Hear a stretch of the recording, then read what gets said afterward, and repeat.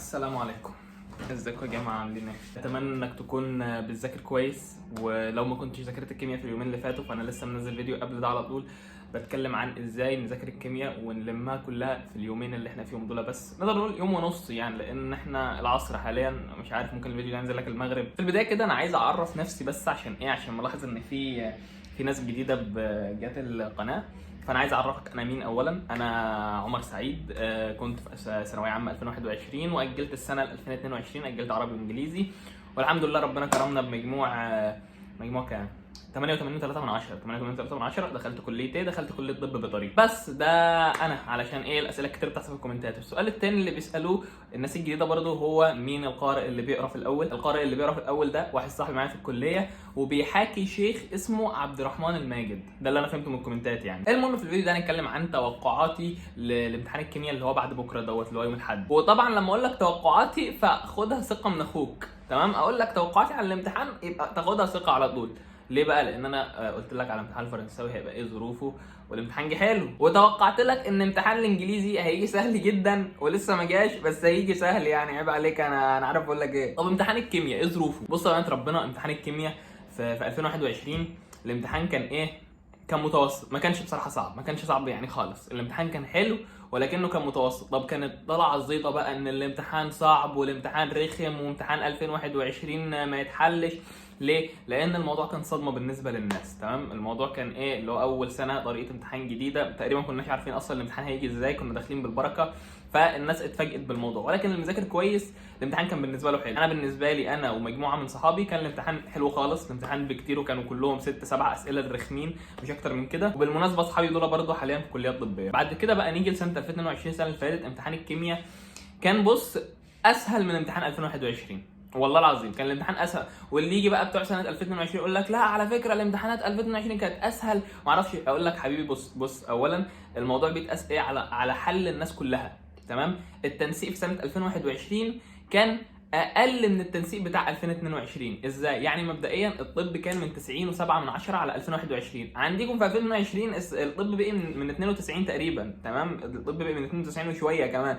فاللي هو ايه ده، معناه ان ناس كتير حلت صح، تمام؟ معنى كده ان الامتحان كان سهل فالناس كتير حلت صح فالتنسيق رفع، فاهم الفكره؟ ليه الامتحان في 2022 جه سهل؟ اولا لان طلعت زيطه كبيره على طارق شوقي في 2021، الامتحانات رخمه والامتحانات صعبه وحاجات كتير قوي حصلت، فهو بيحاول يراضي الناس، بيحاول يخلي الامتحانات حلوه بحيث الناس تحل وبتاع، فقلل القوه بتاعه الامتحان في 2020. برضه الناس ما عجبهاش على فكره لان برضه الامتحانات كانت في حاجات كتير غلط، زي امتحان الاحياء كان في حاجات كتير غلط اصلا وكده، فطارق شوقي اتشال.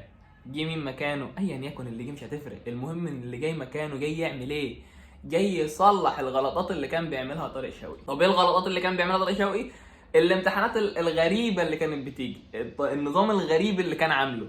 فطبيعي دلوقتي الراجل الجديد، الوزير الجديد، هيكون عايز يعمل ايه؟ هيكون عايز يهدي الدنيا، عايز يجيب امتحانات حلوه، عايز العيال تحل، عايز الناس تشكر في النظام بتاعي الجديد اللي انا عامله. يبقى عامل ايه؟ يبقى اجيب امتحانات حلوه، وده اللي هيعمله السنه دي على فكره. الامتحانات كلها تبقى حلوه يا جماعه والله العظيم. او جالكم الامتحانين الاولانيين العربي والفرنساوي امتحانات حلوه، الامتحانات مستواها متوسط يعني، ويمكن اقل كمان من المتوسط، ده الطبيعي. والامتحانات كلها هتكمل معاك على نفس النهج ونفس المنطق ده. ليه؟ لان الوزير الجديد عايز الناس تحل، عايز ما يبقاش فيه اعتراض. الوزير اللي قبلي لسه متشال عشان الناس اعترضت، فانا طبيعي انا مش عايز حد يعترض، انا عايز الدنيا حلوه، كله يحل كله ينبسط. فالامتحان ان شاء الله يبقى امتحان حلو، امتحان الكيمياء ده يبقى امتحان حلو، وكل اللي بعده على فكره. ولكن عشان ما اكونش بكذب عليك برضو، الامتحان مش هيبقى اللي هو ايه، اللي هو سهل خالص، تمام؟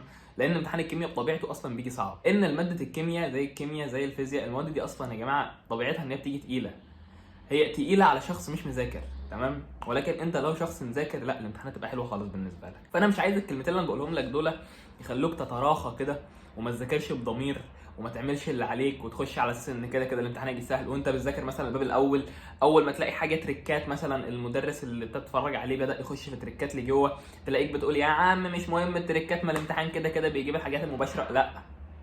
لا ما انا بقولكش كده، الامتحان بيجي سهل الشخص المذاكر، ولكن خد بالك برضو ان الامتحان لازم يكون في نقط تقيله، نقط اللي بيحلها ده اللي بيجيب المجاميع العاليه، تمام؟ خد بالك من النقطه دي. اغلب الامتحان بيبقى حلو ولكن في نقط دي اللي بتفرق بقى، دي اللي بتفرق مين اللي يستحق المجموع العالي، مين اللي يستحق المجموع المتوسط، مين اللي يشيل بقى ويجي لنا تاني. الامتحان بتاعكم فيه سؤالين مقالي بس على فكره، يقول لي طب الحوار الاسئله المقالي دي هتبقى عامله ازاي؟ ايه دنيتها؟ هتبقى سهله؟ هتبقى صعبه؟ حاجه حلوه اصلا الاسئله المقالي دي عندكم ولا حاجه وحشه؟ المقالي في اي وقت في اي حته المقالي مفيد ليك. ليه تقول لي المقالي مفيد ليا؟ ليه؟ ما انا ممكن ما اعرفش اكتب حاجه. لا، انت بص، ما هو انت اكيد عندك فكره عن المنهج، اكيد عندك فكره عن اي، مستحيل تخش الامتحان وانت ميحه بطيخ كده، ما ينفعش. انت اكيد عندك اي فكره. يجي لك سؤال مقالي، اكتب اللي عارفه، اكتب اللي عايزه. عارف يوم ما تتدبس خالص وتلاقي نفسك مش عارف، اكتب سؤال انت عارفه جاوب عليه. لا اوعى تعمل كده. انا بهزر، انا بهزر عشان ما تعملش حاله من الضحك في لجان التصحيح، تمام؟ ما بتعملش حاجه زي دي. ولكن الاسئله المقالي والله بجد، اكتب اي معلومه. انت لو مش عارف اجابه السؤال اكتب اي معلومه ليها علاقه بالسؤال، هي لازم تاخد درجه. طالما كاتب، طالما في كلام، هتاخد درجه على الاقل، حتى نص درجه، درجه، اي حاجه، فاهم؟ واتوقع ان السؤالين المقالي دول هيكون فيهم سؤال من العضويه.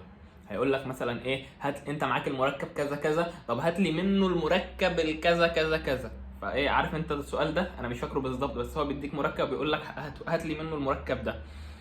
اتوقع ان هيكون في سؤال من السؤال المقالي بالطريقه دي. والسؤال التاني مقالي هيكون يا اما في الباب التاني يا اما التالت، يا التاني يا مسائل، تمام، يا التالت بقى، يا اما يدمجهم لك مع بعض في سؤال واحد بس التاني والتالت. تقول لي ازاي؟ اقول لك والله ما فاكر، بس انا فاكر ان هم كانوا ممكن يندمجوا، يعني مش متاكد ازاي. يعني من الاخر ملخص الكلام اللي انا عايز اقوله لك في الفيديو ده، ان امتحان الكيمياء ان شاء الله هيبقى امتحان كويس، تمام، ولكن برضو ما تروحش تتراخى في المذاكره وتذاكر على القد كده وتاخد الطراطيش اللي من بره. لا، خش وشوف الاسئله العاليه اللي جوه، لان في اسئله هتكون في الامتحان عاليه، دي اللي بتحدد مين اللي يستحق الدرجات العاليه ومين اللي ما يستحقهاش، تمام؟ فانت ذاكر على اساس انك تجيب كل الدرجات باذن الله. بس وربنا يوفقكم، والامتحان باذن الله يبقى كويس وكلكم تطلعوا مبسوطين، وننزل فيديو نطمن عليكم برضو بعد امتحان الكيمياء. سلام.